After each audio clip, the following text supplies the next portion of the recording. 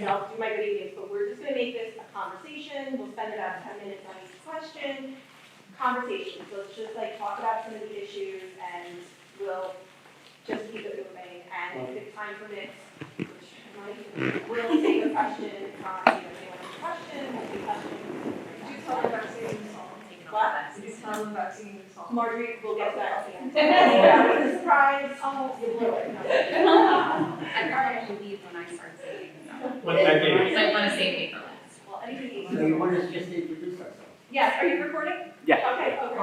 Oh, my name is Matthew Sulikowski, and I'm rerunning for Board of Education. I've been involved with the Bridge school system for over 50 years, and this will be my 7th run. I was on the board for 18 years. Good evening, I'm Scott House. Hi, everybody. Peter Hunt. Hi, everyone. Christina Mazon. Hi, Elena Francisco. Good evening, all. Salvatore Di Prima. Hello, my name is Kim Sting. Hello, my name is Amanda Lennon Caffrey. Good evening. Sudan Peterson. And can you see me? Hi, good evening, everyone. My name is Stephanie Babbitts, and I am the co-leader of the Special Education Parent Advisory Group here in Old Bridge. I'm being joined this evening by my co-leader, Noelle Simonson. And we're glad that you're here tonight for our conversation with the Board of Ed candidates. So I welcome everyone to our event. And we're going to go through with a few questions this evening. We'll take some time, and if the chance permits, we'll take questions from our audience. So good evening, everyone. Thank you so much for being here this evening. I wanted to say our snacks have been provided by the OBEA. Thank you very much. So our SEPAG, our Special Education Parent Advisory Group, we've been in existence now. We're going on 8 years. About 8 years. CPAGs are mandated. Every district in New Jersey is required to have a special education parent advisory group, but they look different in every school district. So ours is very much a parent-led, parent-driven advocacy group. We work very closely with administration and have been working very closely with administration for the last 8 years. I always say that CPAGs, usually start when parents want to see some change. And that's what we are all about, is trying to bring change, building collaborative relationships, and that's the mission of our CPAG. So with that, I wanted to jump into our first question this evening. Mr. Solikowski? Yes. So last week at Candidates Night, I just wanted to follow up on something that you said, last week at Candidates Night. When discussing special education, you said, quote, "We need a little work in that area." So can you clarify what you meant by that? Yeah, what I mean by that is that we have to enforce some of these kids. I used to run a program here for about 15 years when I was a school teacher. And what we did is we hired around 15 to 20 kids each summer. Half of them had an IEP, and the other half, the average type of kid. We gave them positions and jobs, what they were able to do around the district. That's what I mean, that's what I mean. We have to put a little more energy into the special ed kids that are going through the system so they can survive later on. What would be an example of that? Whatever the capabilities of the child is, you give them that type of work. Whether it's sanding something, whether it's painting something. In other words, we have to work with the individual. Right. They're going through the school system. We test them constantly. We have to find out what their high points are and gear the education into that direction. What about post-secondary opportunities like college or something like that? Oh yeah, that's open. More than just sanding and painting, right? I'm involved with the educational school system, educational regional services. Mm-hmm. We have 7 locations, and what we do is we gear a lot of these kids, youngsters, into the college areas, whatever their capabilities are. We gear their education to their needs. Thank you, thank you. And so to follow up, I did have a question of Elena and Sal, our former Board of Ed members. How did your decisions as a Board of Ed member impact students with disabilities? So I can start if you want to. I was on the Board of Ed for 6 months, so it was a really short period of time, and a lot of, that spent just figuring out the dynamic about how everything works and how we all work together and how we listen. So a lot of, I don't want to say issues, but just focus points that come up that need attention come from the parents, whether it's through an email or even just a Facebook message. That's how I know I can use my position, I don't know, I guess I'm not really going the right way. My role, right, my responsibility is in order to help all of you. Because if someone doesn't tell me, then I might not necessarily know. So it's kind of like as it comes, at least for the time that I was up there, which was very short. So it's hard for me to speak on how I impacted all of you yet. I'm not really sure I have. And I did have a quick follow-up question to that, and I'll get to yours as well. I know that when you were a teacher and you say that you were a co-teach in a co-teach classroom, you were the general education teacher, correct? Okay. And did you interface a lot with your special education teacher? We worked together in the classroom all day long. Okay. So I taught for 10 years. I taught first grade and fourth grade. And I was a gen ed teacher in an inclusion classroom. And in that classroom, all of us were housed. When I first started, there was myself as a gen ed teacher, there was the special education teacher, and we each had a parent. Okay. It was beautiful. If you walked into our classroom, you could never pick out which students were gen ed and which students were special needs. Like that's how it should be, right? How we all strive for it to be the least restrictive environment for everybody. So I have a good amount of experience working with children of all abilities. Zach? You know, to work on getting better, I think everybody knows Mr. Citadino. I always use his quote, the biggest room in any organization is room for improvement. Whether it's special ed, football, music, science, whatever it is, there's always some way to improve and get better. And a personal experience, I was on the board for 9 years, and I learned a lot myself. There's people in this room that could attest that I did not know a lot in the beginning. I learned. No, it's true. I'm willing to admit it. I never had any personal interaction with special needs, but as a board member, of course, I wanted to learn and I needed to learn, and I did. I know Old Bridge has become a place where people coming into town look into the special needs program, and I'm proud of what parts we accomplished in my tenure. One of the things that you had mentioned is the inclusion program policy. I mean, I don't want to sound naive, but that goes without saying. Everybody should have the same opportunity as everybody else. Of course, there's going to be limitations on capabilities and things like that, but that's a subcategory. You work on that separately. But everybody should have the same opportunities as everybody else. I think we're getting there. Did anyone else, I'm going to, I would move along and say, after what Sal or Alina said, anyone have anything to add to that part of the conversation? I was just going to add something Yeah. to what Matt was talking about Thank you. before. Thinking about opportunities of children that are of teen years. To me, as a resident of the township for as long as I've been here, I never see kids out there working, special needs children out there working. And I'm wondering if it's an opportunity perhaps for guidance or guidance counselors to get out and talk to businesses within the community to find out, do you have space for someone in your place of business, whether it's a supermarket? Actually, let me take that back. ShopRite And acting. and Active do have some folks in there.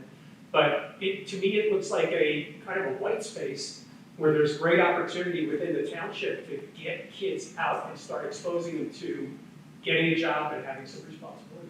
So just something.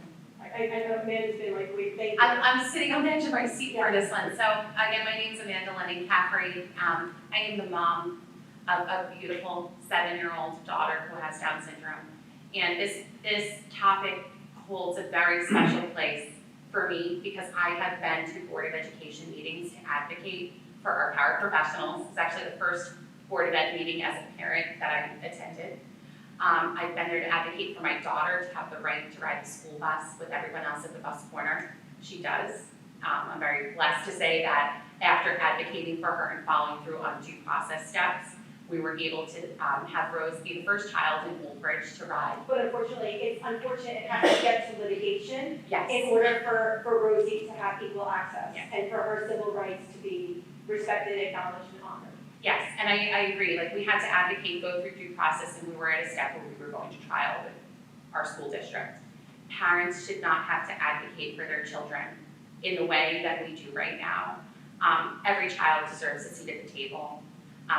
Every child with or without a disability has different needs and accommodations.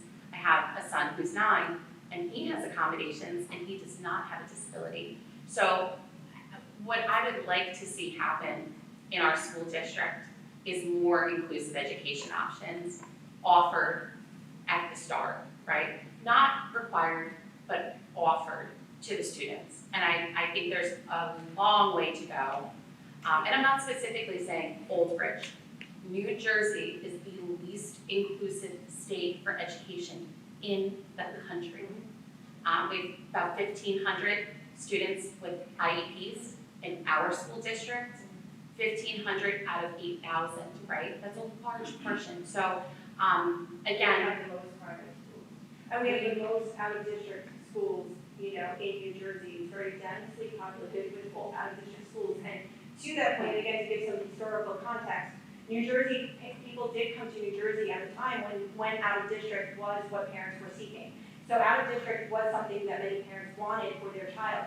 As we've shifted the paradigm and have really tried to shift toward creating a more inclusive state, more inclusive school district, I'm pleased to see that the Department of Education is taking more steps toward implementing inclusive measures throughout school districts.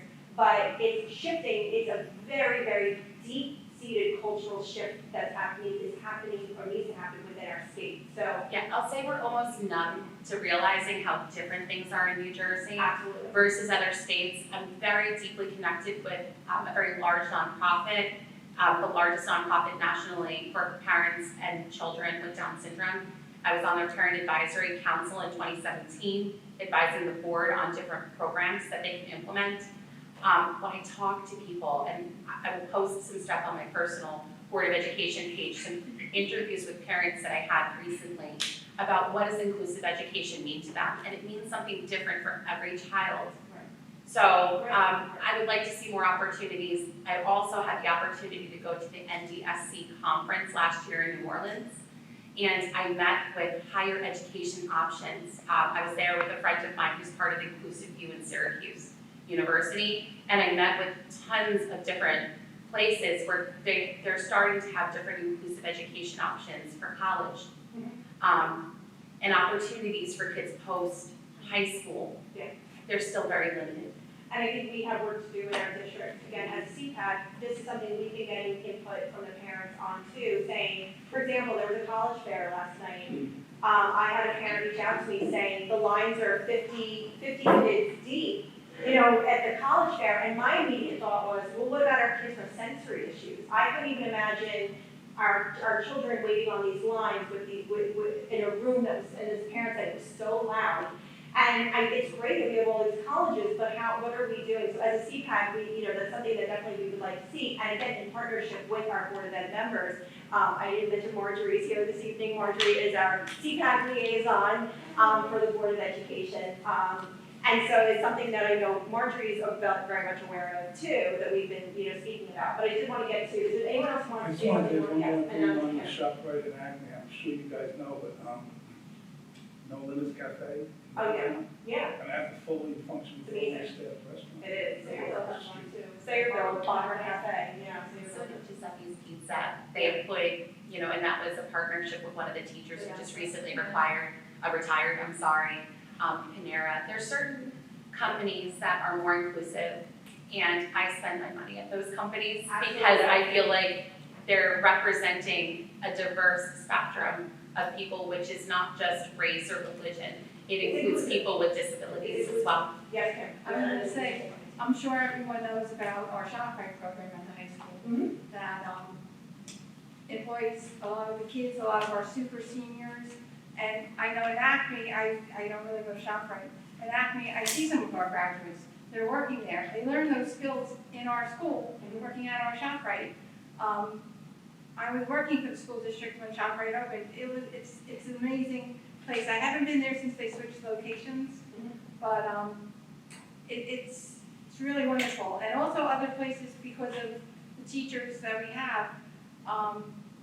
There's Burger King, Kohl's. Right. There's Yeah, and I think we want to also, again, extend out to out of retail and look at many other opportunities that exist. Again, very individualized that's for our student population, looking at the individual needs of our students, is so important, Mr. Singh. Yeah, so Goodwill is another one Yes. that I've noticed that they have. Yep. Some of those employees. Absolutely. I think there should be maybe some incentive to the employers, maybe that could, give them an opportunity to like, okay, hey, you hiring this person, there's an incentive, and also they get to have the experience. Right. My sister, niece, she just started working at a ShopRite, 10th grade, and she loves it. She gets to see people, talk to people. Yeah. And it's a hands-on experience, and we have all the kids need it Absolutely. to be ready. I'll add to it.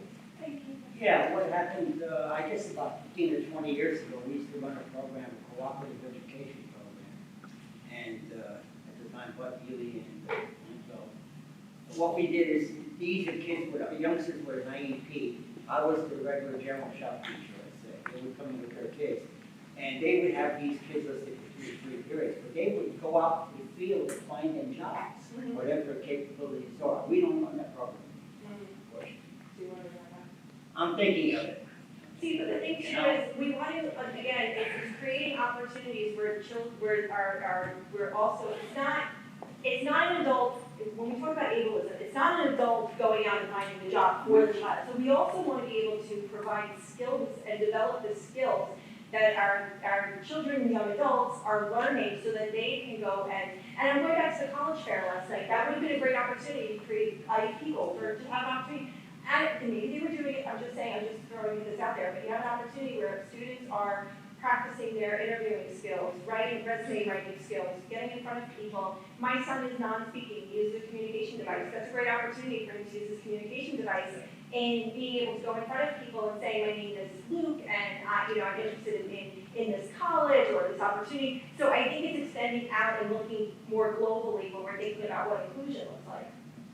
So, yes. So how do we improve that? When we think about Well, the that's college you're night, running for board of ed. Hey, You tell us. listen. We're electing you. You tell us how you do it. a 2-hour opportunity for every junior and senior within the community to come together into a space with lines 50 deep. Maybe it needs to be a Saturday from 9 to 6, Right. where you have I think that's opportunities to it. bring people in. Well, I'm excited to see a list of so many colleges. I was overwhelmed. There must have been like 100 schools on there. I couldn't even imagine how overwhelming that would be. And maybe some child who might have a disability will look at that and be like, oh, why am I bothering? Like, why? There's 100 schools there. There's so many other kids, and we want to build their self-esteem. So yeah, like maybe it's Saturday, maybe it's a 2-night, look at Mhm. the I think they're multiple night, because last night we couldn't attend because my daughter had soccer practice and she's in 10th grade. So Right. it would be nice to have multiple nights.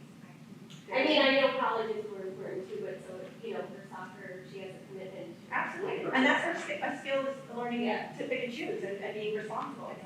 Well, I think that's, all too often, I think this, the special needs population is overlooked. And it's not in that context. And the challenge that I've always observed is that they're an afterthought. It's how do they fit into an existing program, as opposed to building a program that's inclusive for everyone. And that is a real challenge. It's a disincentive for people to go out there and be exposed to these different activities, be part of this. I mean, I've worked with plenty of children who are incredibly capable yet intimidated because they're one of many and they have sensory issues, or they have other issues, anxiety issues, but incredibly smart, incredibly talented, incredibly capable. If we only created an environment that was inclusive, that was supportive of this, I think it would go quite a long way. Absolutely. So I wanted to jump to our next question, because it is kind of linked a little bit to this. I want to talk a little bit about transparency. This is something we hear as a buzzword, it comes up a lot, and so I'm curious, as a Board of Ed member, so let me give you some context. We have in our district block scheduling. 75 minutes a child is expected to sit in a class. Middle school, 75 minutes is a long time. I mean, that's long. Block scheduling has its advantages. I'm not discounting the advantages of it. But there's challenges, and when you think of kids who have disabilities, kids who have, sensory issues, ADHD, 75 minutes is a long time. Staff is building in breaks, I get that. But you've got that. We've got a 3-to-1 model. So in our district, we have related services where it's 3 weeks. 3 weeks, a child will get their speech, their OT, if it's 1-to-1, they get their 1-to-1 services. Then 1 week, 3 weeks, then that 4th week is called indirect service week. And what that means is staff is doing, so they're doing makeup sessions, the kid missed or the therapists, they do the makeup session, IEP meetings, doing push-in, so the therapist is going around and then going in, looking, providing strategies. It's fine, but think about that's 1 week that child's not getting that direct service, okay? They're getting direct services 3 weeks, and then that 1 week they're not getting that. I also want to talk about those things, mental health, bullying prevention, all of this stuff that's been coming up that we've been talking a lot about. Going back to transparency, how will you approach decision-making on policies like programs, changes like the 75-minute block scheduling? I have to say, I remember watching Board of Ed meetings. Mr. Cittadino or Dr. Tui or Dr. Hope or whoever, Dr. Kleiner, they do wonderful presentations. They provide a wealth of information up there. The audience that's in the room is not allowed to ask questions. That's the Board of Ed, so no one can ask questions. But we have Board of Ed members, many who just sit and are listening, but not asking questions. And so these things are getting pushed through, and I'm wondering, and we're wondering as a CPAG, how will you approach decisions based on policies, programs, and practices that are impacting students with disabilities? How about it? I think the main thing is listening. Obviously, you're involved and you're active. Not everybody is. You have something to say. I know I can speak for myself. I can't speak for anybody else, but I listen. Whether it was able to be done or not is a separate story. One person does not have any power. A board member does not have any power by themselves. It's a group. It's 9 people, 5 people have to agree. Curriculum meetings, they're usually empty. Right. Most committee meetings are empty. I mean, we used to beg people to come to meetings. Right. You know, it's like you want something done, but you gotta have a little part of it. So I'm not saying, I don't mean you, in general. I mean, there was many times I went into a meeting, I didn't know how I was gonna vote on it. It was a hot topic, and people stood at the podium and said why we should say yes or no. And I was, What preparation were you doing prior to that, is my question. So you look at an agenda, you see what's going on, and my question, and Elaine, I'll get you, Elaine, I'm curious to know, like, what is your thought process? Essentially, what I'm saying is, we want to be partnership, we want a partnership here, so Elaine, I'll get you. Yes, so even though it was a short period of time, I remember, that first agenda that comes your way, and it's a lot. And every time there was one, I was on the phone. I was calling somebody, okay, what does this mean? There's acronyms everywhere, and I asked a lot of questions, I'm like, they're going to be, I'm gonna make them nuts, basically, is what's gonna happen. But I wanted to know, if I'm going to vote on something that impacts our children, I wanna know exactly what I'm voting on. And for those of you who do know me, I can talk to you all day long. So there are times where some votes came up, and I wanted the public to know where I stood and why I was voting the way I was voting. So I made sure that whole dialogue came out so that you knew how I felt. And I think that was one of the topics that you had sent on here, that if you do want to talk about something or you feel a certain way about something, let's not do it behind closed doors. Yes, executive session exists for certain reasons legally that can't be spoken about publicly, but the rest of it should be right out there for everybody. And I'm a firm believer in that, and if you do go back and watch the videos, you'll see that I sometimes don't know how to shut up, so. We're gonna get to that, Elaine, in a little bit. Yeah. Stay tuned for that, yeah, Kim, I know you have a question, and then I'll get to Christina. And Board of Ed meetings really aren't very well attended. Maybe a little more recently, but the regular meetings are important, but I think the agenda meetings are even more important, because that's when they're looking at the agenda. I mean, they get it on Fridays before the Tuesday meetings, but at the agenda meeting, there's so much more discussion about what's gonna happen at the regular meeting. So if people wanna really see what's going on, I feel like they need to come to the agenda meeting. Right. Because the general meeting is almost too late. Right. Everything happens at the agenda meeting. That's good to know. Yes, Christina. So how I feel about this is not having a child with special needs, I feel like it's not talked about enough. And like before I ever thought about running for the Board of Ed, I would sit down with Amanda and she would just tell me about how Jersey is with special needs, and I'm like, I would never think that. I come from New York. My nephew is severely special needs. 9 years old, he doesn't talk, he doesn't walk, he doesn't eat on his own. And he has so many services just handed to him. And then he comes to Jersey, and like Amanda would tell me all the battles that she faced, and I'm like, that's crazy. And I think the problem is that it's not talked about enough to not just parents with special needs children, parents without, without special needs children also. And I think at a board meeting, when a topic is brought up about the programs, about policies, I do think that there should be questions to be able to ask. You should be able to be sitting there and ask us questions, because that's the only way we're ever gonna get anything corrected in town, not just this, not all over the town, is if we get input from you, from other parents, on their opinions. Again, you don't have to agree with everything that I say, I don't have to agree with everything you say, but we can sit down and I can hear your side of the story, like, oh, you know what, that makes sense. Right. I think we'll get more things accomplished. And I think that's where, Marjorie comes in and plays, he's such an important role too, because again, Marjorie is that great liaison for us too, so you could always, Marjorie will always reach out, we connect and we talk about things that are going on, and she would also be a great connection to have as well, as someone who's on the board, but someone who has such a strong background, and someone who has been the liaison and has her ear to what's going on. But I think everyone should be included, you know what I'm saying? I think it's great that you have someone, but I think everyone should be aware of the programs that are offered, that aren't offered, where the budgeting goes, how much budgeting goes towards a special education program. That should be open to everybody. Right, and we have to be protective of our special education budget too, because our kids require services and it costs millions of dollars to fund special education.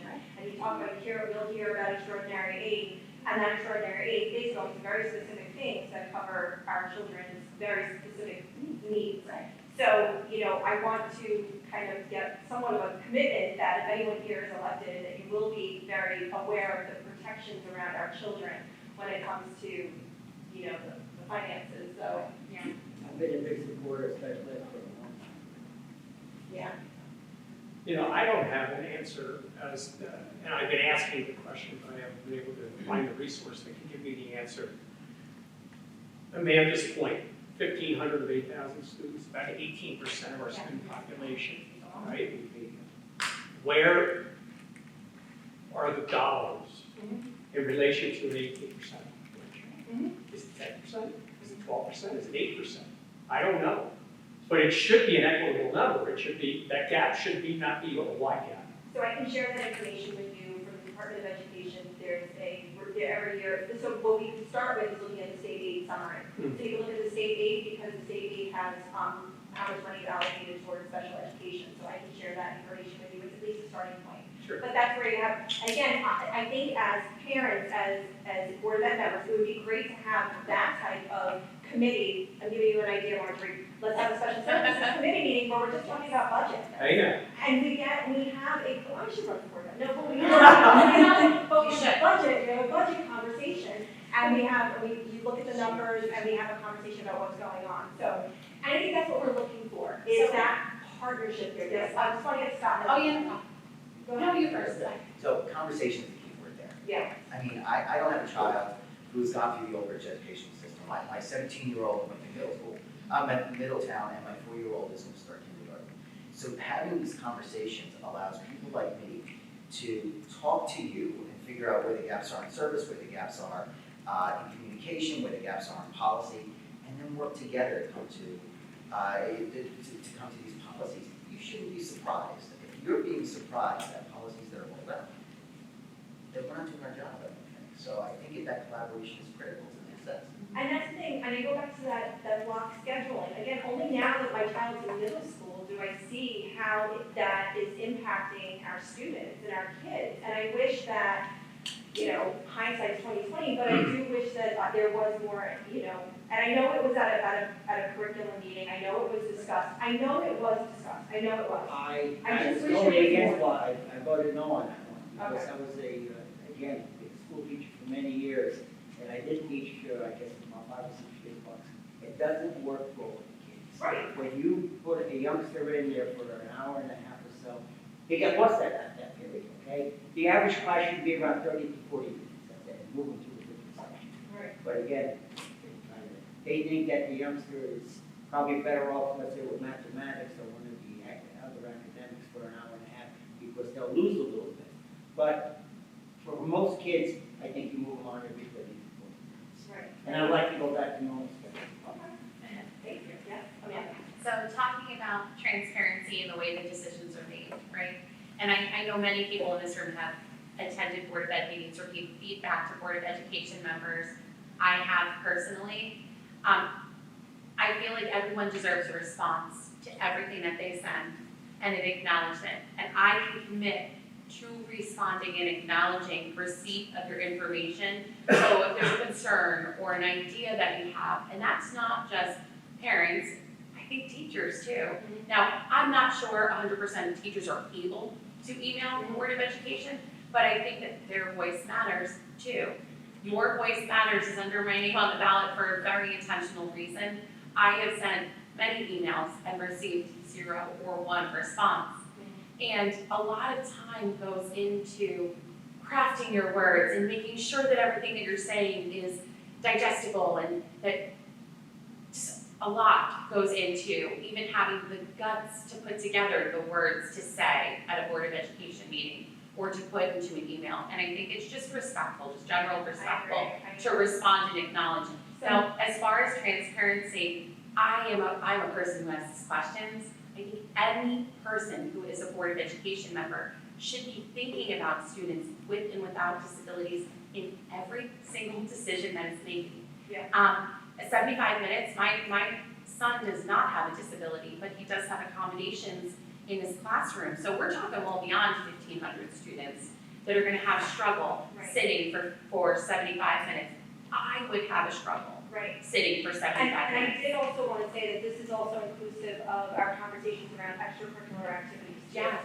That there is not enough extracurricular activities for our students with disabilities in our district. And the other issue too, Or disabilities, they don't have staff. and then the staff issue, so that's the next part of it. For example, Play Unify is being delayed at Sandburg, it's being delayed, it's supposed to start this week, it's being delayed because they don't, my son needs a one-to-one aid in order to participate in Play Unify. They're having a hard time finding staff. So what happens, kids like my son are now not participating I just in asked like about that today. Play Unify. I just asked my daughter about it today, like, what happens to Play Unify? Where is it? Because she is looking forward to it, but they haven't started yet. Exactly. But it's wondering why. Plenty of staff for all the general education. Exactly, but there's no issue, but if the child doesn't need an accommodation, they can go to and participate in any of the other clubs without that. So our children that need this level of support, and this is so when we talked before about when we become like that parent, we are that parent for a reason. This is a perfect example, and this is where we need as Board of Ed members to listen to us and to hear us and to stop and think every decision that you're going to be voting on, as Amanda said, should be inclusive of all the populations that are in our district. So it's not fair that they have to wait till high school. Because I know my daughter's going into high school. To wait till high school what? To like for Play Unified basketball, Play Unified baseball. It's not fair. Yeah, the sports It's are not. high school. Why should she have to wait so long? She was included in elementary school for lots of things. And then once middle school came, nothing. So like Play Unified. When our kids need it the most, it's When middle they need school. it. I mean, I've been very, very frustrated by the lack of access, participation, and belonging for my son when it's coming down to these extracurricular activities. You know, and again, it's no fault, I reached out last year to I was told, well, he could do the newspaper, and it's not just bippity boppity boop, like go to newspaper, it's like, it's more than that, and again, I appreciate that they offer him to do it, it's fine, but it comes at the cost of an aid. There needs to be some goals. We want our children to get something out of every activity that they're doing. So these are things that we're talking about, and again, as board members, yes. I just want to layer in that accommodations for students don't start the second they walk in the door. They start at the bus stop. And they don't end at the end of the bell for the day. They get to participate in concerts. For, you know, at the end of the day, and their accommodations should be cared for there too.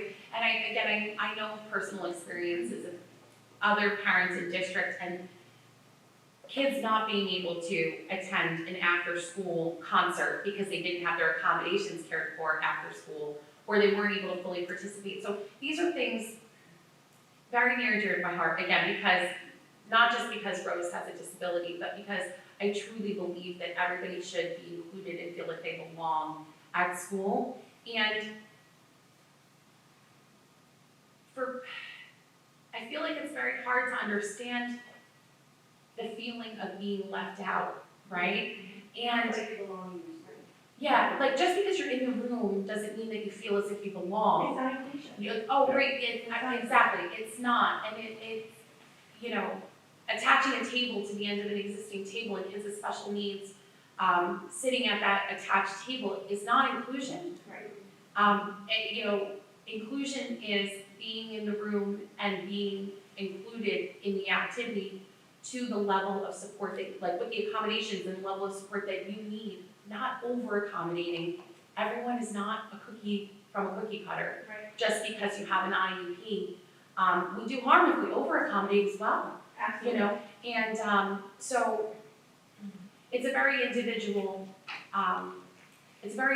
plan for a child. The parents should be able to fully participate and not have to study through laws and, you know, what the minimum is that they can get for their child before they show up, you know. And thank you. It's very hard to even get these out because it makes me emotional Well, it thinking makes us about. all emotional because, yeah, because we see it, we live it, and this is, you know, our children, our babies, and this is what we want. We want them to just be able to have the same or meaningful experiences as their peers and being able to be supported in an environment. And I do want to go back to the question of, again, thinking as a Board of Ed member, if elected, how will you approach these decisions? Yes, Kim, how will you Well, I approach? just wanted, you said, you know, that, some of these kids can't participate because, you know, they need their accommodations, the parents. Is there money for the parents? It's lack of it's not money, it's actually that they're not interested, they have to volunteer. Because they're still in school day. So it's hard, like, yeah, so for. Are the parents volunteering, or do they get a stipend? No, they get paid, but what I'm saying is that they have to, but if it's like, we can't get someone from the elementary school because their dismissal's not until like 3:10 or whatever it is. And at middle school, they're at 2:30, I don't know, exactly, 2:32 point, whatever, 10 seconds. But it's, you know, so it doesn't work, and then, so you could technically get someone from the high school. Like Luke had a para last year who was from the high school, who was able to come to the middle school. But it was, and you know, this was like part of the, and again, this was part of, again, esports was something that was very much touted by our district, it's very celebrated by our district. And again, it's being touted as something that's very inclusive. However, there is for kids who need to be supported to participate, a certain level of support that's needed. That's my question, that's all I'm trying to say, and I think that's what we're trying to say as parents here, is looking at things through that lens. You may not be a parent of a child with a disability, but extend that lens to be able to look and see how is this impacting all children. So esports, that's great. Call us, reach out to us, you know, be like, listen, this thing's coming down, like, you know, we want, and coming to this meeting, what are some questions I should be asking? Be a partner. Yeah, I think that's what people want, is you want a board member who's active, not reactive. Yeah, exactly. Nobody should be looking for someone to come to them and tell them what the problem is. Well, that's Come to me and go to them and say, what are you not seeking? Go to CPAG meetings, go to SEPA meetings. Exactly. And whether you hear it, whether you hear it at a Board of Ed meeting or not, I'm watching from TV sometimes, so I can't always come, but I'm involved, I'm very involved. So, it doesn't matter if you're there speaking or not, I'm not a good speaker in front of people anyway, so if I get up on a podium, I'm probably gonna. We just gotta bring a chair, because you're doing great.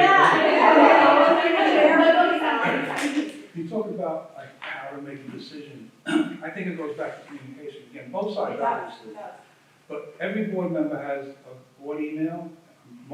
Everybody has a cell phone and everybody has an address. Right.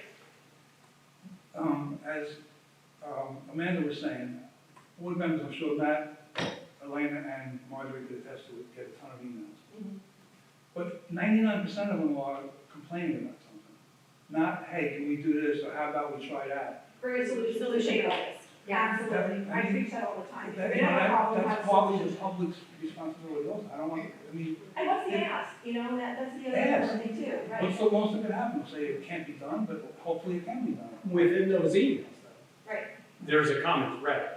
Right. So whether or not there's a solution being attached to it, there is usually going to be a common thread that you can pull a file together and figure out what it is. I mean, one of the things that you talk about transparency, to me, that all is communication.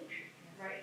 And from the challenges that have been presented, that you presented to us, one of the common themes was, it felt like, that the parents had to do too much of the initiation, that it wasn't there. That's our life story. You're initiating everything, right? That's our life story. You know, whether it's your plan for the year and how you're gonna have a team meeting with your general education teacher, your special education teacher, your para, you know, to get everybody together. Wouldn't it be a wonderful place where those were pre-scheduled in the calendar? Right. And you didn't have to initiate it when there was an issue, but you knew that there was something coming up in October. Absolutely. Or something that was coming up in early December that you'd be having that conversation. You know, Amanda said about not getting any responses. I don't know if I was on the board at the time, but I could promise you, I responded. No, Sally, you were good at responding. You were on the board at the time. With this Well, one, you have I to work responded. through on response. My daughter's 13 and I get negative for communication. But not from the board, but like from teachers, which her teachers have been amazing. But her therapists, our case manager, not getting our case manager until a month out into school. Actually, this year was faster, but No, I will say. it's, the communication I- is terrible. So you And I was And- like, and I Sally, you do were believe really in answering Alicia's social consideration, and then progress report. Yeah. Elena, you answered emails too. I mean, I Sometimes- Sometimes there's legalities that can't be put. No, I get that. And now they can be. Correct. Right. No, Part about I'm sorry, Mr. Singh, did you want to say something? Yeah, sure. It's like with the email, you take a topic and brainstorm. Yeah, That's our goal here together, how we can solve this problem. right. And I'm coming from manufacturing industry. I have two kids went through college, Bridge school system. Third one is in high school now, 10th grade, he's in a band. And first one went through, and he had speech therapy issues, so it was determined right away, and he used to be taken out of class and taken to practice, and he did well. Where my youngest son, he has a gifted kid, and he was taken out to Woolsey School from Medicine Park for advanced training. So, so we're talking about this as a special need. We also need to look at what kids have, gifted talent. Absolutely. And elaborate on that, how we can get that gift. This is part of the inclusion conversation. There are many kids with special needs that are gifted as Oh, well. Yeah, absolutely. I did want to jump to a question on this because we're talking a lot about this, and it can be said that advocacy goes hand in hand with activism. I mean, a lot of what we're talking about here is activism, and that every issue is, when you think about it, every issue is a disability issue, and every disability issue is a civil rights issue. So advocacy, when we break it down, advocacy is public support for or a recommendation of particular cause or policy.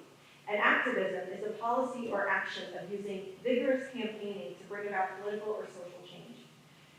My question to you is, in the disability community and for us parents, they go hand in hand, okay, activism and advocacy. As a Board of Ed member, how will you support the advocacy and the activism of our CPAC? Yes, Kim? I have 3 children, they all graduated school. My youngest, I had, my oldest went through school, easy, no accommodations, anything. My middle one, she had an IEP, she had speech, she had some issues. And then my youngest one, very gifted in all these honors programs, but she has a life-threatening food allergy. And so she is going to be 19 next week, so when she was 5 years old, I had to advocate for her.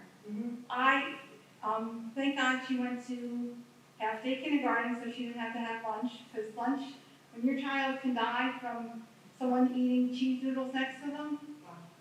So I think, so thankful that it was still half-day kindergarten, and then she went to first grade. That first day of lunch, I couldn't sit home. That principal would not let me sit inside, I wouldn't sit in the lobby of school. She wouldn't let me. I had to sit in my car. I said, I just want to see my daughter come out of the lunchroom, and I'll know if she's okay or not, just by the way she looks at me. I couldn't sit in that school. But we went through OIT, oral immunotherapy, when she was in 6th and 7th grade, and now she can have a little milk. And she started OIT with a child who was in kindergarten at the same grammar school, and that child had all the complications.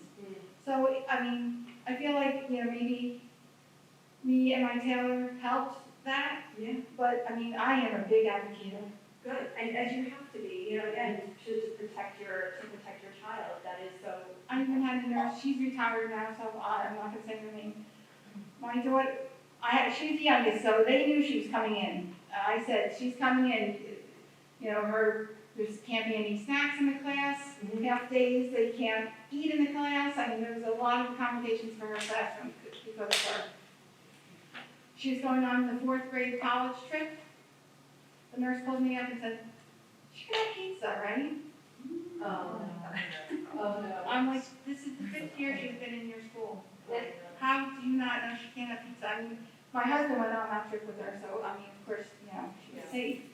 But, just always have to advocate. Absolutely, yes, Elena. So to answer the piece about how do we advocate, how do we support everything that all of our kids need, it all goes back to communication. I feel like this is going to be like an answer for a lot of this. This is awesome.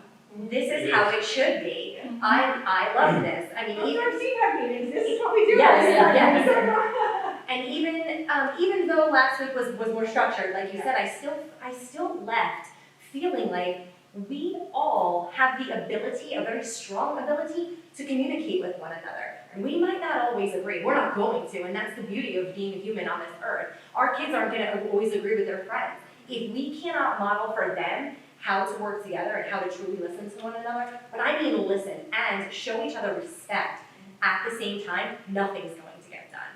So that's how we advocate for our kids, by working together even when we disagree. Thank you. I'm going to do Scott, and then Peter, and then Amanda. I mean, that is so well said. I think you hit the nail right on the head. Look, I think you need to expect us not only to agree with these concepts of inclusion, but to be champions of them. I think these policies supporting inclusion, they're just words on a page until there's advocacy, until you have a champion. And that is our responsibility as candidates for the BOE or hopefully members of the Board of Education. That has to be our commitment to you. Anything else beyond that is passive and it's failing. The one thing I'm just gonna put out there, it's funny that this came up and just the way that Elena said this, okay? When I made some notes on some of the hot buttons, I just have to do that, right? Advocacy, this is exactly what I wrote here. I believe every candidate that's here today can be an advocate for every student in the district because they're all excellent people. Each person that's sitting in the seats up here can be an advocate for every child within this community. There's not a bad soul sitting in this room right now, right? But we really do, and we've had times over the last couple of years that it didn't feel like that. Right. And yes, we're not going to agree on everything, but there's good-hearted people sitting in every seat on this stage. It would be great to get back to having a sense of camaraderie. Wouldn't I've it? always mentioned camaraderie. I think it would be really refreshing to see a camaraderie back on the Board of Ed, to be able to put differences aside, to really work together. At the end of the day, it's about the children. And again, it's kids. It's focusing on the kids. Amanda, I want to get to you. So, how am I going to help CPAC advocate for kids of all abilities? I mean, even special needs, I don't even like the term special needs. It's human needs. Every human has different needs, and I'm gonna keep doing what I've been doing for the last 5 years since my kids started the school district, except as a member of the Board of Education, I would be responsible for helping with policy and procedures to be implemented within our school district, right? And to also ensure that our superintendent, is running our district per those policies. Because again, if it's on paper, that's great, but it needs to be in action. Your voices will be heard. I would always welcome collaboration, not just, emails, call me, I'll be here at the meetings. I was just at the special ed PTA meeting. It's a bi-monthly meeting. Many of you guys were there too. it's very important to me that we have more inclusive options for our kids. That's why it's one of my top 3 things that I'm trying to do. Mental health is another one that we talked We're about. gonna get to that. Oh, okay. Yeah, So it's just like me going back to what I was saying before, like, being a parent without a special needs child, I think is highly important for us to be able to sit down with you guys and hear stuff that you guys are dealing with. Because, you guys go through things on a daily basis that I don't go through. And Amanda, I don't mean to say anything, but like me and Amanda, like we would sit on the phone for hours, and I'm like, wait a minute, like, Rosie hasn't done this shit, no, and I'm like, why? Like, and it's literally, I did not know anything. I mean, my oldest is only 7, so she's in 2nd grade, so it's not like I'm in the school for like, 7 years or whatever, but I sat down with Amanda and I'm like, wait, what do you mean they don't have this? Or what do you mean they don't have that? Again, coming from New York where everything is, my nephew goes to a school that is from kindergarten to 12th grade, is all special needs. And I'm like, wait a minute, and she said, no. And I think it would be back to what you said, they get their agenda meeting notes on a Friday. There's no reason why Friday night and Saturday. I understand sometimes weekends get crazy, but I could shoot somebody an email, hey, listen, like, this is what's gonna be brought, like, what would be a good outcome for both of us? Right. I don't think there's anything wrong with that. Right, yeah, Sal, I don't know. You mentioned camaraderie and Elaine, and I mentioned respect. Those are 2 attributes to be a person, let alone important. Matt will probably remember this, years and years ago, maybe 2 or 3 superintendents ago, there used to be packed board meetings, where people were screaming and yelling at each other. The superintendent at the time used to turn beet red because he was getting so upset with things. I'm not gonna say names, but you know what I'm talking about. I worked with him for 3 years, and they all left. And The we're atmosphere here. if somebody came in and a stranger from an outside community, what the hell's going on here? What is this? We got it to a point where everybody did respect one another, and the camaraderie was there. Did we always agree on everything? No, of course not. But like Elaine said, that's a attribute of being a human. I mean, you don't have to agree, you shouldn't have to agree. Right. But I see it getting away from that now. Yes. It's getting to a point where people are not happy with each other, not respecting each other, and we gotta get that back. Yeah. Again, it's all transparency, and again, the administration sets the tone of the meetings in those cases. And they set the tone with the board members, in other words, how they're gonna vote, they try to work on it beforehand. Well, I wish you luck at the policy meeting, because I'm trying to keep that contained. Yeah. Yes, So I just wanted to add one more thing. Yeah. And I've been saying this, and I will stick to this because I truly believe in this, and some of my friends make fun of me for it because I pick up the phone and I call people. I think that we're talking about collaborating and working together. It needs to be done in person. I know we're all busy. I mean, we're all running from one thing to the next. Our kids have this, we have that. We have to be together. This is when it's productive, when we can see each other face to face, when you can see body language and you can feel a person's emotion. You can truly get to know somebody when you actually communicate with them, and then you find all the things you have in common. Right. And that's the beautiful thing, because then it becomes a lot more difficult to be disrespectful. Right. Everything has to be done in person, or at least on the phone. Right. And to that point, I would be remiss if I didn't bring something up that I do think we should talk a little bit about, and it's the fact that when we talk about activism and advocacy going hand in hand, we talk about, I consider myself an activist, I consider myself an activist for my children, for all of our children. And I think any of us who are involved in our parent group or special education parents, we all consider ourselves to be fierce activists for our children. And I want to kind of go back to something that was said last year, in the October Board of Ed meeting last year, around social activism, when that came up. And the quote was, if we keep shoving justice and activism in everyone's faces, it will eventually not be good for all children. And that was something that you said, Elena, and I think that as parents of children with disabilities and just being activists in what we do, can you clarify what you meant by that? Because I think to hear something like that as a parent, it struck me and many of us in our CPAG as, how are you making space for our voice? Sure. No, and I'm glad that you're asking this question. So for starters, being up there is hard. It's really hard. And you have these thoughts and you want to get them across. You want to get them across heartfelt and know that you're coming, and want other people to know you're truly coming from a good place. And my words might not have been the best because you process quickly, you have to think quick, and you have to think quick on your feet, and I am good on my feet, but it was a very touchy subject, there's a lot of tension in that room. It goes back to transparency as well. I didn't feel like the decision that night or the piece, the topic of that agenda or that vote was transparent to the board and the way that it was done. And if I'm going to preach transparency, then I have to support decisions that were made while being transparent. And I don't feel like it was. Okay. Also looking back, you know, everything in hindsight is 20/20. And that's also the unique part of what we do too. We learn, right? We learn as we go and we grow. I think that some of the discussion could have been more, it could have been separated, and so, yes, I can understand why you would be concerned, but I hope that you know, and I hope that you do get the chance to know me even beyond tonight, that I'm here for an advocate for everyone. And we will show that for the advocates road. Yes. Because we want Yes. our kids to be active. I want, activism will go in hand with my son being able to be his best self, an advocate for himself. And that means doing that activism work, and it really does overlap with everything. You know, for example, I did want to mention, it's worth mentioning the diversity club at Sandhurst was something that did come up in that conversation. And I'm so surprised, I did a little research, and I was surprised and happy and pleased to see that group grew from 15 students in October of last year to 50 by May. Wow. Which leads us to think that kids want to be part of these clubs. They want the diversity, they want to be part of that, you know, so I wanted to, and thank you for explaining, and I understand what you mean about the transparency, and maybe that some things were probably going on behind the scenes.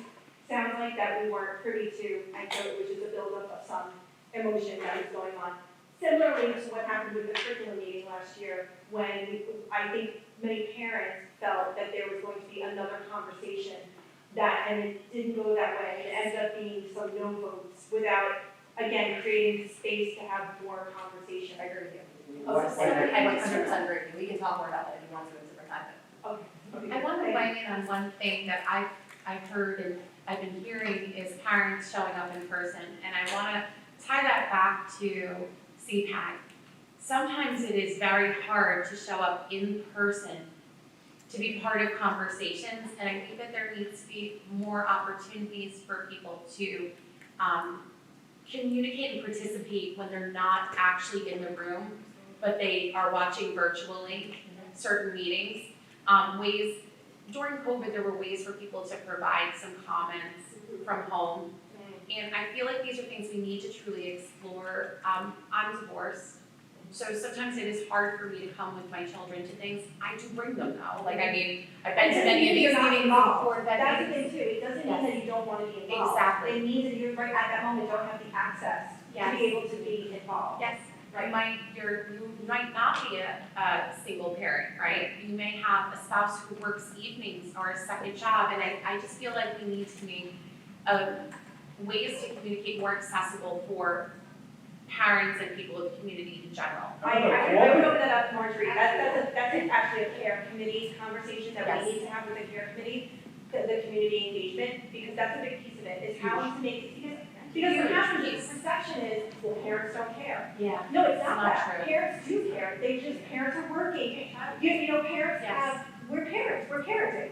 And things happen, and it's not that we're not interested or invested, it's just maybe it's not accessible. And we should be open to trying new things, maybe going back, our CPAG meetings, I mean, not we're recording this, but our CPAG meetings are hybrid. Yes. So to afford the opportunity, so if you can't come in person, you can participate virtually on Zoom.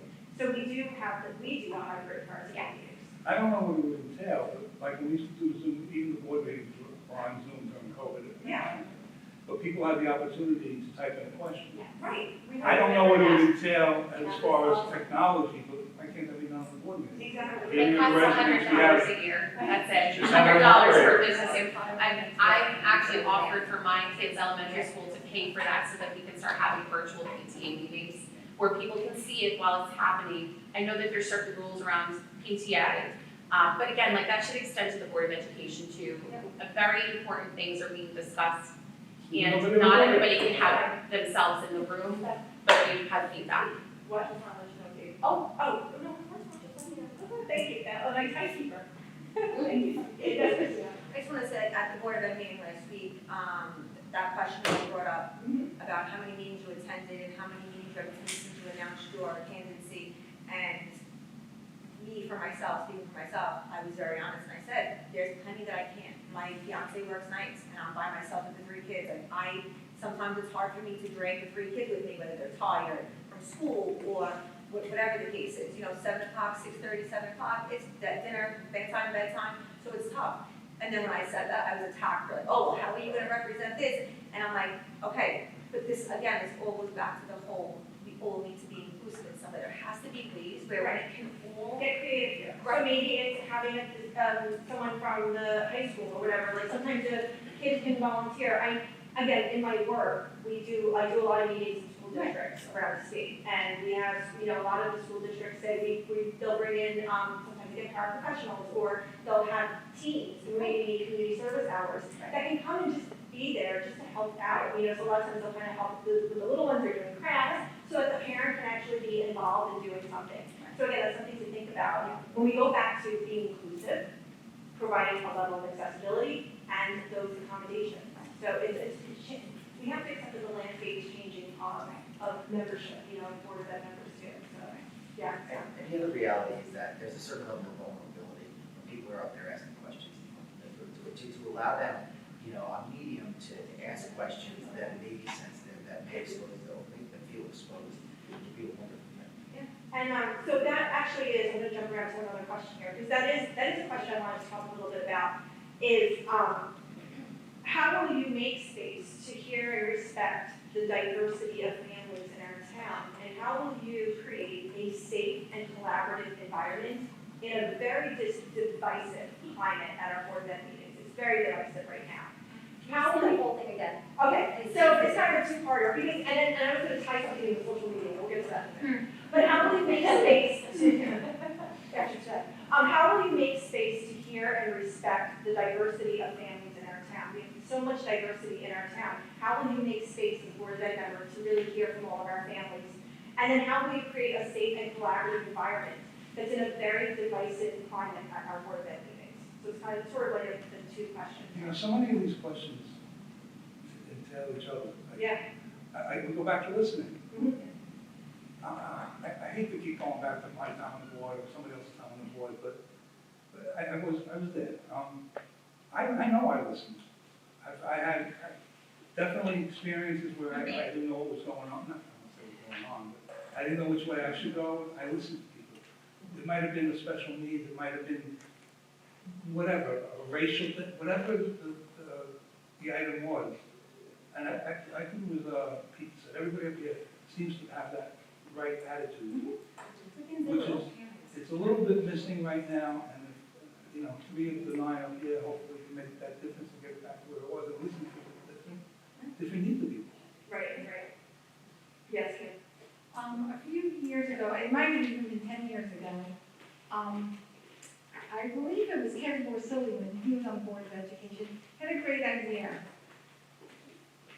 It was once or twice a year, every elementary school PTA, actually I think it might have been every PTA, we started off in the high school auditorium, everyone. Board of Ed was there, you could ask them questions, and then every school broke up and went into their own classroom and had their own PTA meeting. And the Board of Ed and the administration toured, went from room to room, so every PTA could talk to the board members, they talked to administration. And I was just saying, what? Yeah. I was just saying to Stacy Pitts, who runs the PTA President's Council, we need to get back to that. Yeah. It was great because then you got an opportunity to talk to administrators, you got an opportunity to talk to board members, but you also, it was the same way you attended your PTA meeting. Right. Well, what about just recording, committee meetings? I mean, last year that we never saw it. There was a meeting, we had requested that a curriculum meeting be recorded. It was when it was curriculum special services, it was like everyone and their mother was doing a presentation. They will be recorded now. And meetings now will be recorded. they will be? They will be. Okay. Because those things need to be recorded. Very important. Yeah, it is. And again, that's another way for parents to be able to see it. Yes.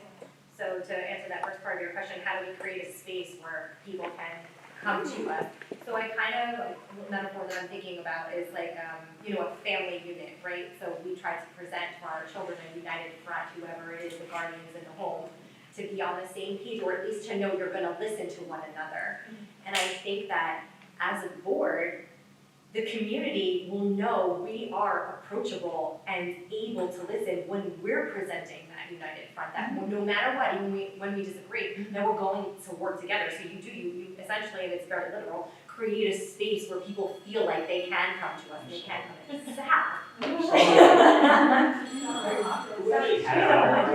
My granddaughter's out for sleepover tonight, I think it's probably the first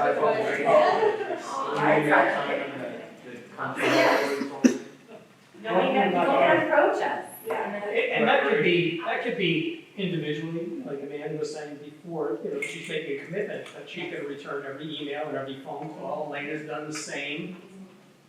You know, and Anybody that knows me, before I was a board member, during my board tenure, and after my board tenure, I show up at everything. Yeah. I don't have a way. You do. I love I that do. you show up at everything. And you know what, if I was on the Board of Education, I received emails and I didn't have an answer for them, at least respond and say, let me look into this. I So hear they you. know, they know that you received it. I mean, that's what I do with my job. It's not an email I don't answer, and I get hundreds of them every day. No response is a response, I know. It is. I right? like to- And I think Yes. everybody in the room can feel that. So No Matt, response you is work response. on your email skills? And talking Matt, about, never once responded to an email. and speaking about transparency, you know, I don't know, I think you remember this, Sal, but we have most of our meetings taped, and they were in the administration Oh, yeah. building in the room.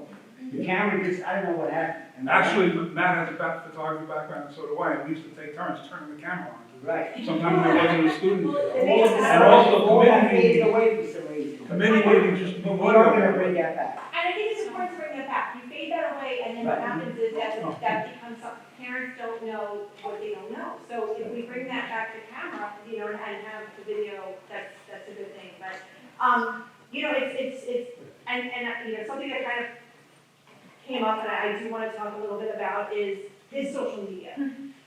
Social media is a very, interesting situation, and it could be a good thing and not such a good thing. And so as a Board of Ed member, you know, there are some more vocal Board of Ed members on social media as opposed to some that are not. And so let's talk about a little bit about social media, and as a Board of Ed member, you know, what do you do? How do you handle it? How do you plan to handle it? What is your social media gonna look like? I'll layer in on this one first. So I think that anybody who's a Board of Education member needs to handle themselves the way that they communicate professionally and respectfully everywhere. Once you're a Board of Education member, your personal page, a Board of Ed page, at the convenience store, like you need to. And I think what we see on social media is, you know, people who feel very strongly about certain topics being very vocal, and regardless if you say or not that it's your personal opinion, you are a Board of Education member.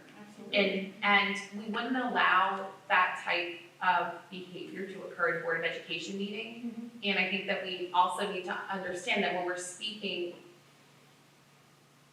on social media, you are publicly broadcasting these feelings, and you have to, We're all watching. everybody's watching. Like, nothing disappears on social media. So I can say And personally, everyone's screenshotting and talking and texting, I mean, it's happening. yeah, as a Board of Education member, I will respect your feelings, even if they differ from mine. I will not be disrespectful to you because you don't agree with me personally. And I'll have an open mind to things. So just because my personal belief as an individual is one way, when you're a Board of Education member, you need to listen to the community at large, the parents, and hear why they feel a certain way. I didn't speak about diversity, but if we were a bunch of gray crayons sitting up here, we couldn't draw a beautiful picture for our school district, okay? And we're all individual, we all bring value.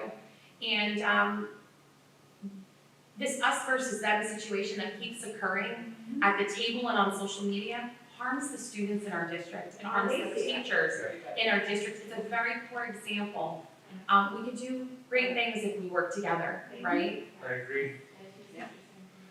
Yeah, this is respect is everything, and as a professional, as a board member, you carry your role model for students. And that's when you gotta portray that, okay, you can listen to their complaint or any argument and come up with a solution. You cannot be just jump to the conclusion, you gotta hear the both sides of the story. And then collectively, you come up with a solution. So I mean, social media is a blessing and a curse, right? I mean, it can be a beautiful thing when you're on there to share with family and friends that are near and far, and you get to watch each other's families grow up and things like that. But I feel very strongly about social media, and I have 2 daughters, and neither one of them have any form of social media. One is 12 and one is 9, and it is a tightrope that I walk every single day because, this is also part of their culture, so it's got to be that fine balance between allowing them to participate in what is their generation and also teaching them how, they're learning how to behave in person, so to teach a 12-year-old how to behave online is another story. I've said this last week and I've said it many times in the public in the past. You can type my name into any one of those pages. You might find me asking for a plumber, but I'm not, and it can be, and now I just put it in the search bar because there's no reason to even ask the question. And I know that it can be used for communication, it can be used for good, but to engage, you will never find me engaging going back and forth. It's not who I am, it's not who I want my children to be. And so that goes by example, right? exactly, and it goes back to the whole, and I know that in person, yes, it's hard, we need to figure out how to incorporate everybody, but nothing beats that face-to-face conversation with something. Thank you, Christina. As somebody who is more often than not in the middle of controversy on Facebook, especially lately, never mind just being on the board of ed, just as a person, like, we are role models for our children. So if I'm sitting there on Facebook and I'm bashing people, what is that teaching my children? And everyone always says, you gotta take the high road, Yes, and I understand that, and there's plenty of times that you can.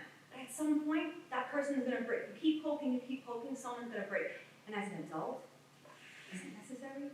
You know what I'm saying? We have to be able to hear each other out and understand one another, instead of attacking people. And tone is always a big email too. Interpretive. And I tell people all the time, please, message me your number. I have no problem having a conversation with you. You might like me after, you might not. But hear me out. You'll get to know me, you'll get to hear my story, and vice versa. Absolutely. And when I say that, the response is, no, I'd rather have a conversation here. Okay, well then nothing is gonna get resolved. Right. So again, it goes back to social media. It could be a curse and it could be a blessing. Yeah, we just all be a little. Yes. You know, perfection was a big class. Social media, like when you're an elected, public official, you cannot ban anyone from your page. You're not allowed to delete comments, and there's a lot of things that you can't do that people are doing. But, social media, I agree, it's good, it's bad, I always say it's the devil, because it's more bad. I don't know if anyone's seen recently, there wasn't anyone sitting up here, took a picture of me crying, talking to Scott Elbaum about his son who committed suicide last year. They screenshot my face, and they made a horrible meme about it. What is hurtful? Yeah, of course. Disgusting. It's disgusting. Is that what you're trying to teach your children? I would never do that. And they're saying that, I crocodile tears. I've known Scott for 15 years. How dare someone take that screenshot of me crying in a human moment and do that? That's unfortunately what happens with social media. And so it becomes, it's, well, there's so many parents and then they have so many kids. Exactly. Yeah. You know what? If my kids did that, I would take the phone away. Well, and this is actually a good segue into, we've got 2 more questions. Oh, yes, I'm sorry, Sal, yes, I'm sorry. Like everybody else was saying, it's a blessing and a curse. When used properly, it's a blessing. Yeah. But what's happened, it's evolved into more of a curse, I would say. I'm pretty sure I was the first person to start a BOE page. And I made sure to say that it was not sanctioned by the district, it was unofficial, and it was private. If I didn't know you, or if I didn't know you, somebody Right. you knew, much in, 'cause, you know, the integrity of the schools. Right. If you go back in the, let me see, 11-year history of my board page, you'll never once see me engaging in No, anything. no. Not once. No, not that. Sometimes people will say things. Right. I get it, it's a little, I know, we do that with our Facebook, I mean, we have over 1,000 people in our group, and I mean, you have to actually, we approve every post, right? We don't just go, hi, these people that want the dump air dust meeting, I mean. Oh my God. I was just gonna say, it becomes a full-time job. Yeah, so I'm like, let's figure it out. I got a guy. Yeah. So I wanted to, that's a good segue to our next question, which is, we keep hearing the other Trojan horse is parental rights. We've got this one, so, define how you would extend parental rights beyond the current opt-out policy. You can currently opt out, so what are we talking about? And what choices aren't parents being given? Because I look at this, I see someone saying, parent rights, parental rights. I mean, I believe in parental rights, but I feel like, don't we all? I mean, please explain what I'm missing here, because I feel like I'm missing something here, and I'm not understanding. So I'm going to go over here to Christina and Elaine, as I know that this is something that you put on a lot in your, in front of your campaign. Let's talk about this. How would you extend parental rights beyond the current opt-out policy? Okay, so I think that last meeting, when we all, are we talking about health curriculum? Are I'm we talking talking about what you about? wrote on your strong parental rights, on your campaign, on your So flyers. I've said this along with the health curriculum, I've said it along with the last discussion, the question that came up with 5756. And I'm sorry, I'm losing the third, and I think it most definitely extends to our most vulnerable population, our special needs population, right? So for me, parental rights is that everything and anything that's happening in school with my child comes to me, or comes to you for your child and you for your child, because we know our children best.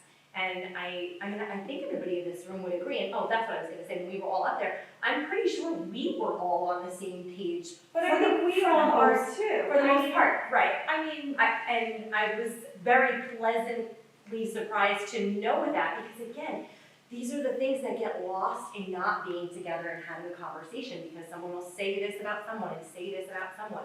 And yes, that policy in particular is there's a piece of it that could potentially hide something from parents. So that's for me where the parental rights come in. There's nothing that should be hidden. That's the And I did 5756. 5756. And I did say, unless of course, there's a documented case of some kind of abuse or non-care in the home.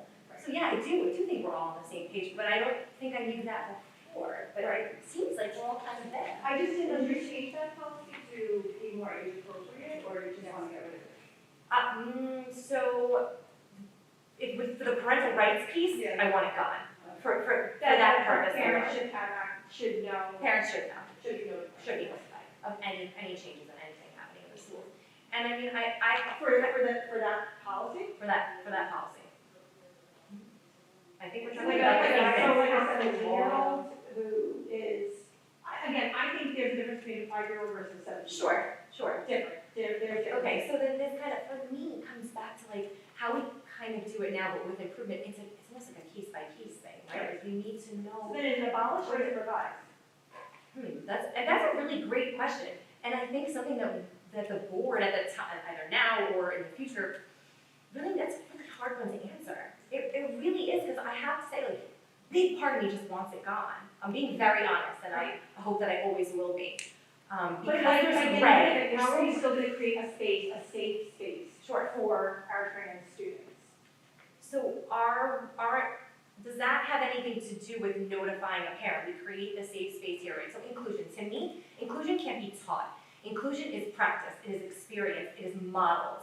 So that's what I try to do for my children, and those who know them know that they are, of course, and I think that we can speak for all of us and our kids up here. I'm losing my. Well, I mean, I think it's kind of, and I didn't want to go too far into that policy, because I know that's, I wanted to stick to some other So how do stuff. we create that safe space? But I think we can do that. We can do that here by modeling and teaching our children how to do that for others without taking the parents out of the equation. Does that make sense? But I'm kind of going back to, and yes, Christina. So I think it's kind of like what I said at the candidates night, like, I am my child's legal guardian until my child's 18 years old. Right. And I do think that I should be made aware of anything, that major decision that goes on inside the school and outside the school with my child. I understand that cases are different, and then, like, in that sense, you handle it on a case-by-case situation, and I totally understand that. Me personally, the whole opt-in, opt-out, I don't necessarily truly agree with, only because now, if I choose to opt out of that class, my child is now being singled out. So now my child gets taken out of the class, for however long, whether it's 45 minutes, however long that class is. And now they go to lunch, right? And now their friends are talking about it. So now they're hearing, like, it's like a game telephone. So now they're hearing it from other kids. And I do feel like there's sensitive subjects that I should be the one that teaches my kid that. But not everyone has that luxury, Christina, and not every parent has that. Right. But if we start from a place of opting where there's a level playing field and parents can then choose to opt out. Right. You have that parental right. I think it's always it's the same side of the coin. What is it that, so when we're talking about this, that's why when we see these flyers and we see parental rights, and it is become this trope, if you will, and it's like, what are we not doing? Like, I think we all believe and support parental rights, and that's why we were wondering, like, what choices aren't parents being given? How would you improve it? Yeah, and how would you improve it? I don't know, I guess, I don't know. Brainstorming. What specifically improve, what, that particular policy? Or parental I think rights? that's the question, what parental rights? What don't we Excluding have? those two policies, So- what parental rights are not Right, being so given? that's the question, right, are we only talking about the policy or are we not? So we get alerted for, and I said this last week, I got like my third or fourth email about pesticides being sprayed because, you know, and again, it goes back to allergies, I have a food allergic child as well, so yes, I need to know, so God forbid my kid, someone has a reaction to something, a bump on the head, a bad grade, that should only stay in place. And that particular policy, I guess, is what this is really about. It's really about that. Look at the guidance council privacy laws too, because the guidance counselor, the student is their client, not us. We have to look into that, because there is some privacy laws that protect the student, that I don't know if you can overturn. But Yeah, I agree, I don't know what it is. right, no, and I do too, because we are those parents, that we do wanna know, that's why I was just sort of, I'm confused because I keep seeing it and I keep thinking, but I'm not feeling like my rights as a parent are being Right, taken but some away. might be. Right, and I also feel We like want them to know parents that we're that, here for them. right, and Right. some parents that aren't as involved, again, some parents, single parent households, right, parents at work, they don't have that opportunity to be so involved in the schools, in the meetings, so I think that's also what it goes back to, like, I don't think that the school should be, like, if it comes down to something, that school should not be making that decision for my child, bring it to me. So I guess just on this question, because I just wanna, in the interest of time, and we'll get to our final question, but to sum things up, when we think about this question and going back to, are we in agreement that as topics come up, there will be an opportunity and a space for board members, whenever elected, to gather input from families before making decisions? Of course. Okay. That's what this whole thing is about, right? Okay, so I just wanted to inform on the same page. Okay, good.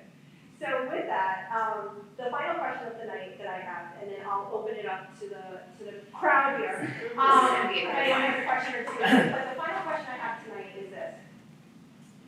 If you do not win, who is one candidate that you could see as a good Board of Ed member? And you can't say, oh, everyone. I'm not accepting that. You have to name names, okay? So I'm gonna go around, I'll start with Mr. Singh. If you don't win, name one colleague here that you think would make a good Board of Ed member. Is this great? Yeah, I like this question. Okay, I'm giving Ally my husband credit for this one. Yes, Mr. Singh. This problem. Oh, thank you, okay, we got one for Scott, there you go. Oh, we're going in order? Yeah. I want to tell you my favorite Halloween candy. No. Gosh, this is a hard question. Much. This is something I've been thinking about myself because I have my mail-in ballot at home and I have yet to vote. And I'm being serious, I have it at home, I have yet to vote. This is a rock and a hard place. I'm like, oh. You can't say say all. I'm not gonna say all. I wouldn't vote for everybody, no. I'm just kidding. This is a hard one. It might have been easier if you said who's one that you wouldn't want. No. Well, no. So, but you know, I never asked someone who they voted for, I just don't think this is. I'm just saying, I think this creates a support for one another. I'm gonna answer this, and it's because of previous experience that I've had with this individual as a Board of Education member, and I'm gonna say Sal. And it's hard because I'm friends with people who are sitting at these chairs. But I'm going to give an honest answer. Right. If I had to pick one, then I think I had to do this. And no, I get it, everyone's great, you get it. I like Twix bars. Okay, Kim. No. John. One. Eight. Can I pick myself? No. You know, it's just not right to ask someone who they would vote for, it really is. Guys, just do it. I can do it. I'll go. You're gonna vote for 3 people anyway, so just because you say one name. So then, you know what, it's fine if you want, but you know, this doesn't show what you do as a Board of Ed member. We're talking about making decisions. It's hard. Yeah. There you My go. good friend here, 15 years, Sal Suprema, he's been on board with that. There you go, there you go. I want to preface this with saying I agree, it's really not the greatest question, but if I have to, I'll say Peter. Peter. Okay, thank you. So yes, I will preface by saying, everyone up here can bring something unique to the table, in a very But this is also different for way. our families too, this is like a Yes. CPAC related, like for our families of children with disabilities too. So I have to say, before last week, I had never met Scott Giles. We've never encountered each other. I thought that he was just so spot on with a lot of his answers, extremely well spoken, and find myself agreeing a lot with what you said, and just very polished. And yes, He's got that very triangle fun. feel. Yeah, And hard to beat in Yeah. these Chill. Yeah. There you go. So Scott.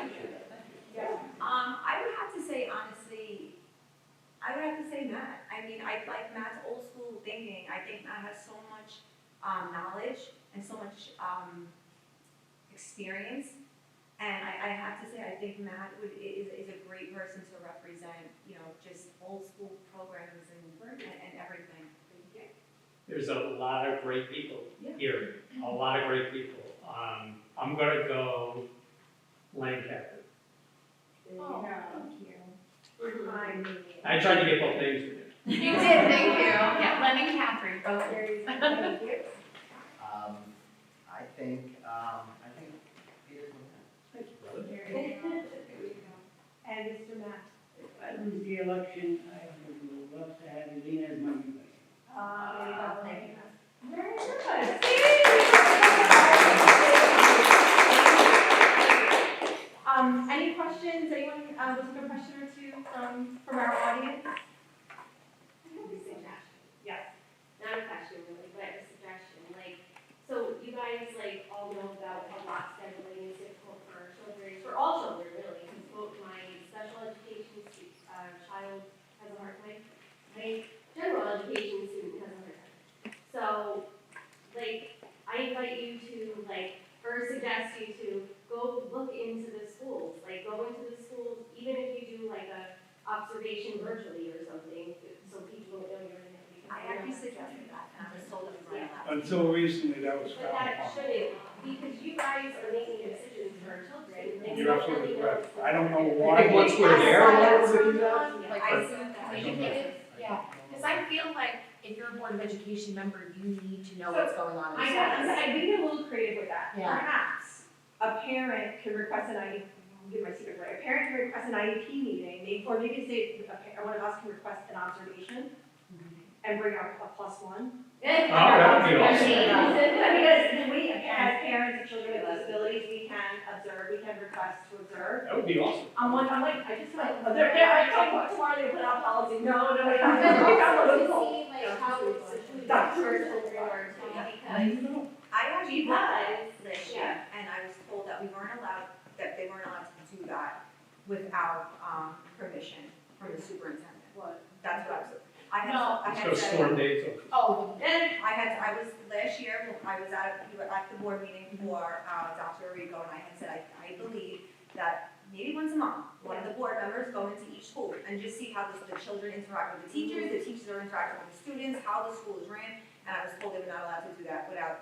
I'm gonna voice something, that's a policy change that the Board of Education could Yes. add to an agenda and vote on. I said it's a waste of It it. happens It's in today. schools, right, I went to the schools, I'm in the schools all the time, Yeah. like, maybe 5 times a week, Yeah. today I went to 3 schools. I've seen many Board of Education members at events at the schools, Yep. but I'm just saying for observation, if it's frowned upon, I wanna know who's frowning upon it, because If sometimes. I asked to go for that reason, I'll be elected, to go. I wanna have to set it up. understand.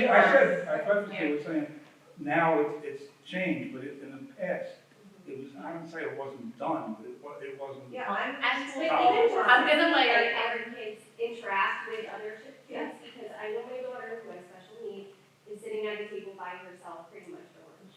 And look, you can't make other children come to the table, but it just doesn't look right either. They're always out by themselves. Well, she does have like a friend or two, but she says she doesn't talk to anyone. Which Sandberg. Yeah. I love Sandberg too. I love the teachers. Her teachers are absolutely amazing. I know some of her teachers, I was telling Stephanie this yesterday, that some of the teachers, because the periods are so long, they do like brain breaks in the middle. They know what our children need. Yeah, I'll go to But like Sandberg. sometimes, like some of you may not have special I went needs to children, the which you school. said, and you don't know that they absolutely need those breaks.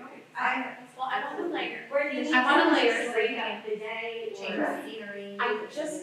We're in the process of requesting an observation of a co-teach classroom, just so you know, I had an IEP meeting We're today. actually in this meeting, so At well. 2 o'clock. But But we discussed this at my daughter's IEP meeting today, is that we wanted an observation. And I know that we have regionalized schools within our district that offer that. Again, more inclusive education options should be available in our district, least restrictive environment. Our kids deserve that. So I will be requesting one. Now, her dad's gonna come, I'm sure, so I want to request one. But I do think that it'd be nice for other people to request observations of the co-teach classrooms. And in our district, what is it, board Board meetings is an and exhibit. That's it. That's it. There's only 2 buildings, Yes. and at 11 elementary schools, and only 2 are co-teach. Yes. Co-teach teacher, I mean, we need to do better with that. Yes, We need to so- have more schools. I don't know how Yeah. it's not. And two, I volunteered at an event for my daughter, and to see how you can tell who the special needs kids are and who they are, that's. But I also think that also goes back to like as a parent. As a parent, I try to teach my kids that everyone's the same. I know. Next to me, my kids are obsessed with food. my daughter Rose is best friends with When they're both of her little, daughters. I get it, you have It's little true, it ones, is you're true. crazy, I get that, you should have heard the announcements of these kids. Not mine, because she's all secluded in the trees, like, you know. Yeah. Well, so You we'll can wrap tell up who the with special needs kids were, and that made me so sad. Yeah. I was so sad. And they Um, don't have a particular look, you Right. can tell, because Did- they're by themselves. Yeah. At, one of the events, the color run for Sandberg last year, in May. Yeah, it was sad, I definitely was getting emotional. Yeah. And I was trying And that's to be actually- there for everybody, but I was like, oh, So that was a catalyst for Noelle and I to start our CPAG with me, and all this meeting in, I would say, the Whole Foods, we met in the Whole Foods. Our CPAG started in the little cafe area. I remember your first meeting at a SEPTA meeting, when you made the presentation. Yeah. Now it's all the Amazon guys. Yeah, right, I know. Yeah. Well, that's how we started. We started because our kids at the time were at Southwood Preschool. They were having field day at Southwood, and Broadwood too. They were having field day. Our kids were in the back on the playground. Our kids from the self-contained were in the back on the playground, while the rest of the school was over on the field playing. Our kids were segregated in the back of the playground by themselves. to go get ice cream because we weren't allowed to use the ice cream truck. This is what we, so when we talk about activism and advocacy. That's not even like, But just remind them how many years ago that was. Only 8 years ago. Yeah. Now, Only 8 years ago. And again, because we were saying something that they now Rosie was have, in a full you day know. gen ed classroom for preschool. But, And but she's in just gen ed know that now that was too. only 8 years ago, and that was where we came from, and that's why we were like, this isn't right. Like, our kids are, my kids in the back, like, in a, playing on, and all the kindergarten, preschool, our kids, their preschool graduation, ready for this one, our kids' preschool graduation was in their classroom. So while the rest of the kids were having kindergarten graduations, our kids were graduating preschool in their classroom, not with peers, in their classroom. So again, it was these things that made us start, say, something, this doesn't seem right, this is not what inclusion is. Yeah, we were like, we're starting to. One special ed preschool had it at McDivitt. Yeah, they did. Production, because my son was half and half, so that's how it's gone, so it's definitely, guess what? Yeah, exactly. Blend's happening, Yeah, exactly. You know you, Stephanie, and, I mean, you really, Yeah. I remember when you came, it's really built Thank you. an incredible And we organization. don't stop, and again, it's my She work. doesn't stop. I don't stop. I'm so jaded. But this is my work, I do this for a living, I help other school districts start parent groups, so this is like my jam, but And I, did you know, that come because of you starting CPAC here in Old Bridge? well, Or was it's that your mainly job the state. No, she started CPAC here in Old Bridge. No, but, and then you got the job. Yeah. It was vice versa. Oh. No, I started. You were like, give me more? Yeah, Just give me more? yes, All day yes. long, too. This is like live, breathe, eat it, so, but anyway, no, but I just wanna say, I did wanna say that, yes, So, I know, sorry, everybody wants to wrap up, and I still wanna talk. This is what I'm trying to tell you. I laughed last week when you said. I got cut off like 14 No, at the Candidates night, when you were like, I'm calm, but you are. Well, I am Italian, so there's a lot of voice there, there's a lot of hands Well, there. let me tell you, you're calm and cool. But I'm pretty, I do think I'm calm and cool, Stephanie. Okay, I'm collecting. I think so. You are. I think so. Don't make me lose my thought. Okay, so, and this is why these conversations are good. So in the past, I think that a lot of people, they don't know how, I'm talking like, let's talk about PTA for a second, right? So how many other parents know that SEPTA exists, right? So of course, our PTA, Sherelle, we do our best to always invite you guys to come in and CPAG as well to come to our meetings and talk, but still, there's not that many people that come, so like how much are we really reaching people? And I know that for me, obviously, I was a teacher, I'm involved, so I reached out to you last year, and Kim, to ask them how we were having a run, we were having the Booster Fun Fun Run. How could we make it more inclusive appreciate that. for all the kids? Because, I mean, well, yes, I was a teacher, but still, there's a lot of new things that are going on, and I wanted input. Meanwhile, I emailed the two of them because my daughter graduated with their two oldest, and I'm like, wait, they're not in school anymore, you can't keep asking them. But yes, I can. And I think that we need to do more of that with the PTAs, because that's a great way to, like, what if I had said, like, hey, we need some parent volunteers to kind of help with the APA classes at Sherrod. Maybe some of you could come if their parents couldn't. Well, And there's, what can we do? and there's two things, we have a letter, actually, we've written a letter, we sent letters, we have, at Sherrod, we sent a letter years ago, And to get that. to send out to the parents, we have a letter, I can send you a draft, send you the letter, and it says like, welcome, we know that we want your child to be included in activities, please let your child's teacher know how they can be included in activities. Right. And that's actually something Jen D'Antono has been working with us. Last year, we were talking to her about, Standard. yeah, just to make some of the PTA activities more inclusive. To me, that's a low hanging fruit, and I think that that's something that we could very easily and very quickly work on collectively to make PTA events in general more inclusive. Totally agree. I totally think that that's something that. I just think it would be nice to see PTA board members have this up to date. Oh, yeah. Yeah.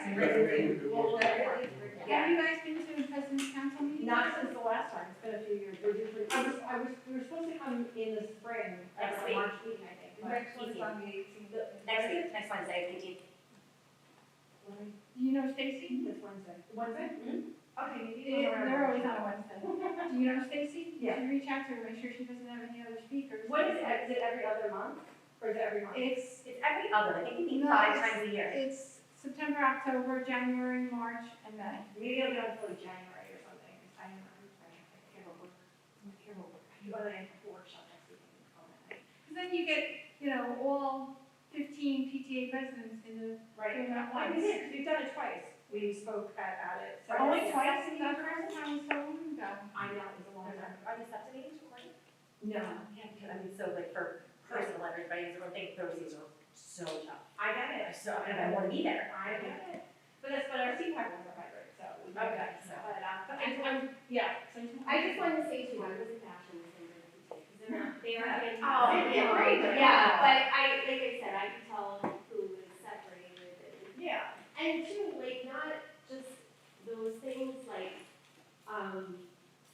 I think I was talking to you about the book fair, how my daughter was at like a second grade reading level, or maybe higher than I, but, like the books that they bring in there aren't catered to them too. Like people just have to think about all the things about.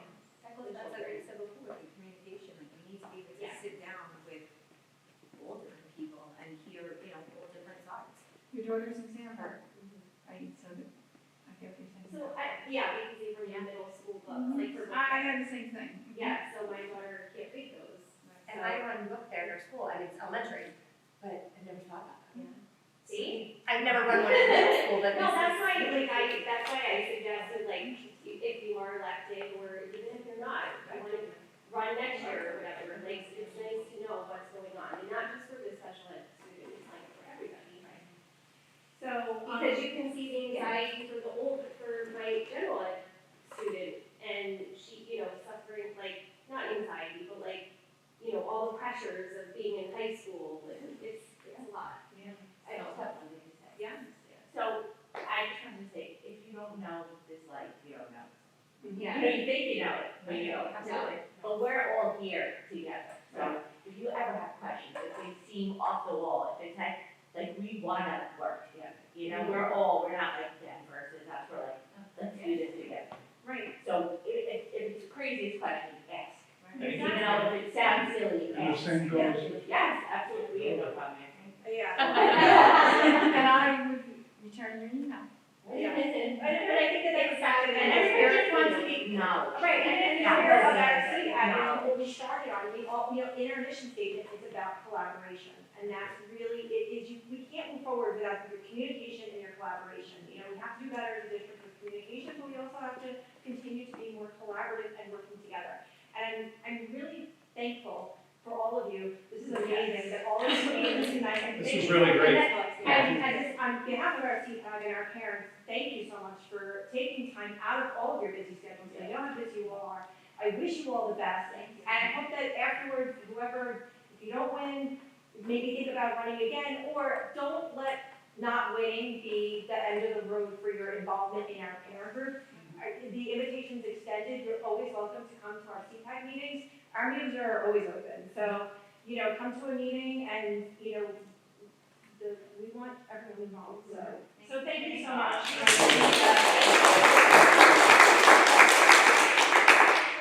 Good job. Questions ever. How did we get a candy question last year? We get a hard question.